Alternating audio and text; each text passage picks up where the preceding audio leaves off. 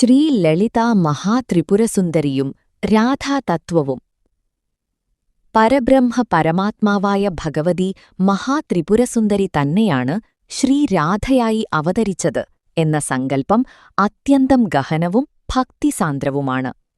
ഈ ആത്മീയ രഹസ്യത്തിന്റെ പ്രധാന വശങ്ങൾ താഴെ പറയുന്നവയാണ്.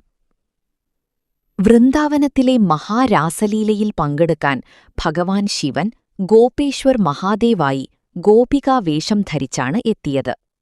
മഹാദേവൻ തന്നെയായിരുന്നു രാധയെങ്കിൽ അദ്ദേഹത്തിന് ഗോപികയായി വേഷം മാറേണ്ടി വരില്ലായിരുന്നു.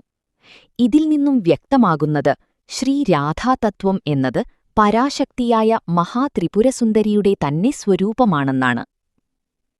ശ്രീവിദ്യയുടെ കേന്ദ്രബിന്ദുവായ ശ്രീചക്രത്തിൽ ശ്രീയന്ത്രം 9 ആവരണങ്ങൾക്കും ഉള്ളിലായി ബിന്ദുവിൽ അധിവസിക്കുന്ന ലളിതാ പരമേശ്വരി തന്നെയാണ് ശ്രീരാധ.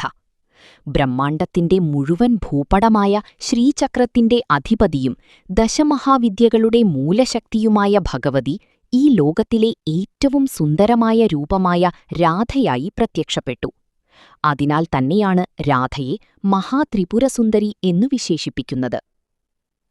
ഈ തത്വപ്രകാരം ഭഗവാൻ ശ്രീകൃഷ്ണൻ സാക്ഷാൽ മഹാകാളിയുടെ സ്വരൂപമാണ്.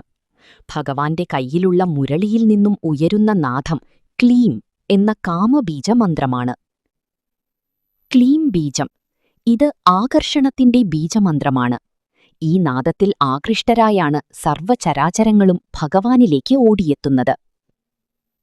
ശ്രീവിദ്യാ ഉപാസനയിലൂടെ നാം ആരാധിക്കുന്നത് യഥാർത്ഥത്തിൽ ശ്രീരാധയെ തന്നെയാണ്.